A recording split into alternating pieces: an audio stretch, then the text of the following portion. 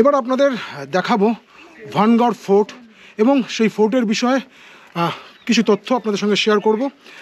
Bangla YouTube চ্যানেলে, বাইকারদের চ্যানেলে এই প্রথম এমন কিছু তথ্য আমি আপনাদের সঙ্গে শেয়ার করব। এবার ভানগড় ফোর্টের ভেতরে ঢুকবো। এই হচ্ছে ভানগড় ফোর্ট। এখানে কিন্তু একটা বিষয় আছে, সেটা হচ্ছে যে টিকিট করতে হয়। টিকিটের কত দাম, কী দাম সেটা আমি জানবো আর সেটা শেয়ার করব, আর তার সঙ্গে সঙ্গে এলাকাটা ঘুরে দেখব ভানগড় ফোর্টে কি আছে। ট্যুরিস্ট এখন কিন্তু প্রচুর আছে এই সময়। আগে টিকিট কাউন্টারে গিয়ে টিকিটটা করে নিই।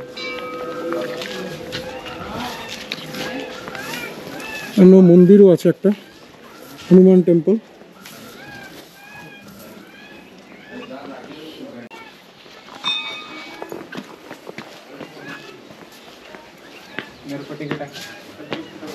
Ticket for cashless payment 20 per person, for cash payment 25 per person। আচ্ছা, এবার কি বিষয়? ঠিক আছে, কথা বলুন।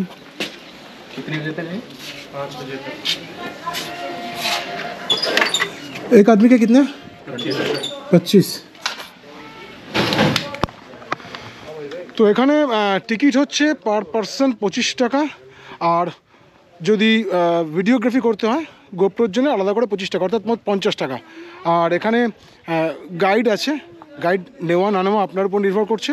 কিন্তু গাইডের বিষয় हाँ क्या बता रहे थे गाइड का?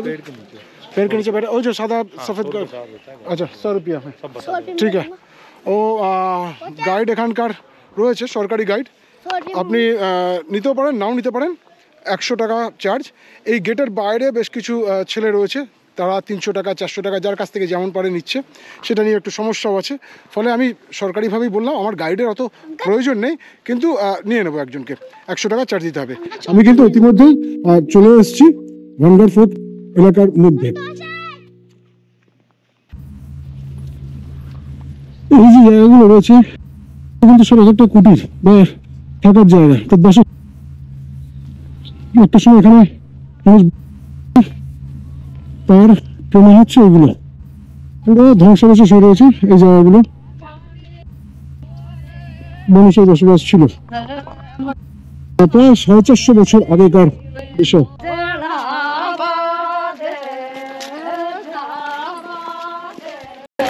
কারা জানি না। যাই হোক, এখানেই প্রায় 450 বছর আগে বসতি ছিল, এবং যে বসতি ছিল সেটা 1573 খ্রিস্টাব্দ। সেই সময় একটা ঘটনা এখানে ঘটে, আমি সেই বিষয়টাই বলবো আপনাদেরকে।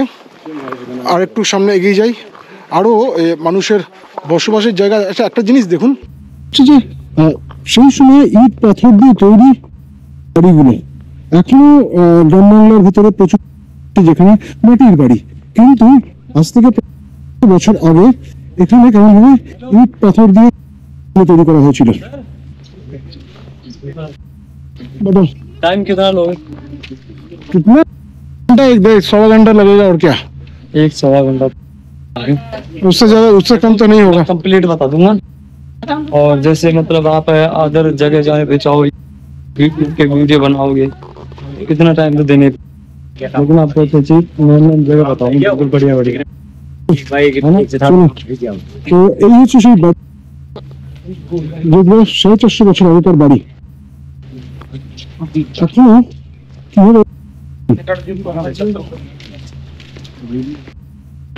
ফোর্টের বিষয়ে একটা জিনিস বলি, আছে দিক বাদিক দুদিকেই বাসস্থানগুলো রয়েছে, তার মাঝখান দিয়ে রাস্তা।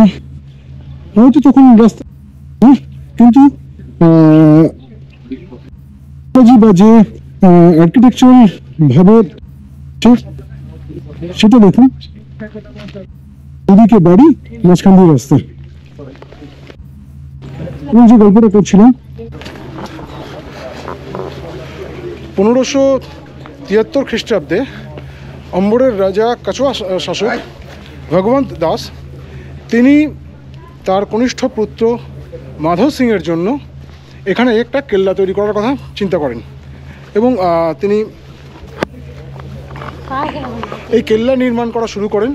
কিন্তু তার আগে যেটা হয়, কেল্লা নির্মাণ করার আগে এইখানেই পার্শ্ববর্তী এলাকাতে একজন সাধু সন্ত পুরুষ ছিলেন বালুনাথ। তো সেই বালুনাথের অনুমতি চান। বালুনাথ তখন তাকে অনুমতি দেয়, কিন্তু বলেন যে কেল্লা যেমনই হোক না কেন, কেল্লা যেন এতটা বড় না হয় যাতে করে কেল্লার ছায়া তার বাসস্থানের মধ্যে পড়ে। তো যাই হোক, অমরের রাজা ভগবান দাস নির্মাণ করা শুরু করেন তার কনিষ্ঠ পুত্র মাধব সিংহের জন্য। এর বিষয়ে একটা জিনিস বলে রাখি, আপনারা সকলেই জানেন যে সম্রাট আকবরের প্রধান সেনাপতি ছিলেন মান সিং। তো মাধব সিং হচ্ছে এই মান সিং এর ভাই হয়।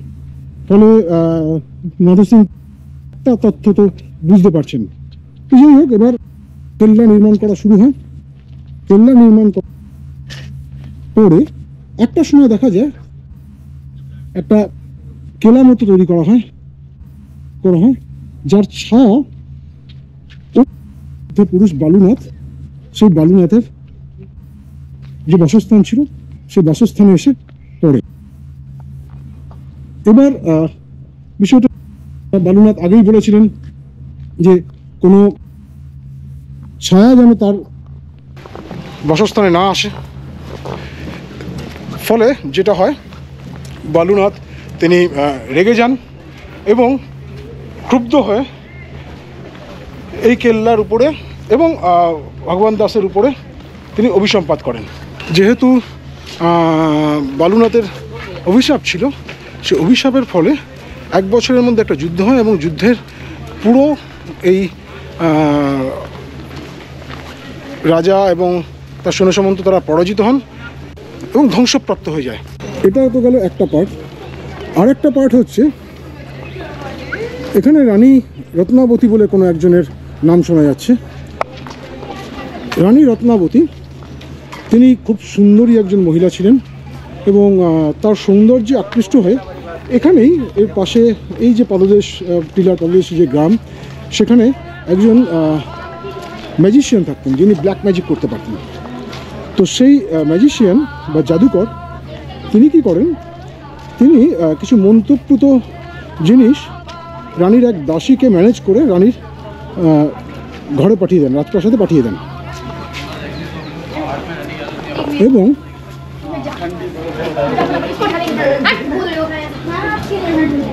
এই হচ্ছে মূল কেল্লা, ওই সামনেটা। আচ্ছা, একটু ওখানে যাই, আর তার আগে গল্পটা আরেকবার একটুখানি বলি।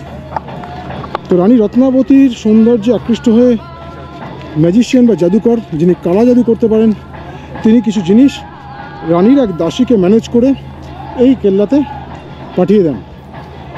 রানী রত্নাবতী যে কোনোভাবে হোক সেটা জানতে পেরে যান। জানতে পেরে সেটা এই কেল্লা থেকে বাইরে পাহাড়ের গায়ে পাথরে ছুঁড়ে মেরে ফেলে দেন এবং তারপরেই সেই জাদুকরের মৃত্যু ঘটে। মারা যাওয়ার আগে জাদুকর কিছু অভিশাপ দিয়ে গেছিলেন। এটাও বলে যে সেই অভিশাপে রাতারাতি কেল্লার যারা বসবাস করতেন তারা সকলে মারা যান বা উধাও হয়ে যান এবং রানী রত্নাবতীর প্রেতাত্মা বা আত্মা বা ভূত যাই বলা হোক না কেন, অথবা এই যে কেল্লার মধ্যে যারা বসবাস করতেন তাদের আত্মা এখনও নাকি এই কেল্লার অভ্যন্তরে রয়েছে। এই এলাকাটাকে বলা হয় the most haunted fort of India. এই মুহূর্তে আপনারা দেখছেন সেই কেল্লা, যেটা the most haunted fort of ইন্ডিয়ার দুর্নাম বা যে কারণে বিখ্যাত বলতে পারেন। বিখ্যাত বা কুখ্যাত কি বলবেন সেটা আপনারা জানেন, কিন্তু এটাই সেই কেল্লা, ভানগড় ফোর্ট। এখানে এখনও প্রেতাত্মারা রয়েছে বলেই এখানকার মানুষের বক্তব্য। চলুন একটু কেল্লার ভেতরে যাওয়া যাক। আর আমার সঙ্গে রয়েছে, আমি একজন গাইডকে নিয়েছি, যদিও গাইডকে নেওয়ার প্রয়োজন ছিল না, কিন্তু স্থানীয় ছেলে, ফলে একটু এদিকে ঘুরে দাঁড়াও। স্থানীয় ছেলে, ফলে 100 টাকা ওরও সুবিধা হবে, আর সেই কারণে আমি গাইড নিলাম। গল্প আরও বলবো, এই বিষয়ে যদি আরও কিছু নতুন কিছু তথ্য থাকে আমি গাইডের সঙ্গে কথা বলে শেয়ার করব, আপনারা দেখতে থাকুন। ওইখানে আছে কেল্লা, আর কেল্লা থেকে নেমে এসে এইখানে তৈরি করা হয়েছে মন্দির। আসলে সেই সময় যেহেতু রাজাদের পুজোর বিষয় ছিল, পুজো দেওয়ার জন্য এই মন্দিরে আসতে হতো। এটা সোমেশ্বর টেম্পল বা সোমেশ্বর মন্দির। এখন রিনোভেশন করা হয়েছে, কিন্তু এটারও গঠনকাল সেই হচ্ছে 1573 খ্রিস্টাব্দে।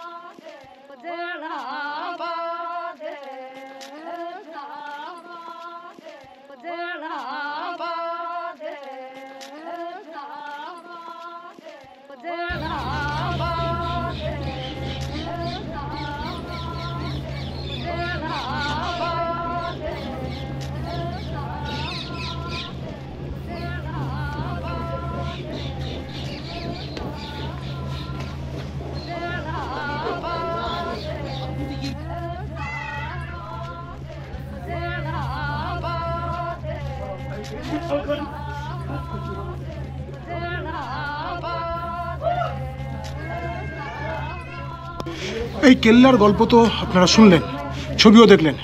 কেমন লাগলো অবশ্যই কমেন্ট করে জানাবেন। যদি ভালো লেগে থাকে তাহলে নিজের বন্ধুবান্ধবের মধ্যে একটু প্লিজ শেয়ার করবেন, আর অবশ্যই আমার এই চ্যানেলটিকে সাবস্ক্রাইব করবেন।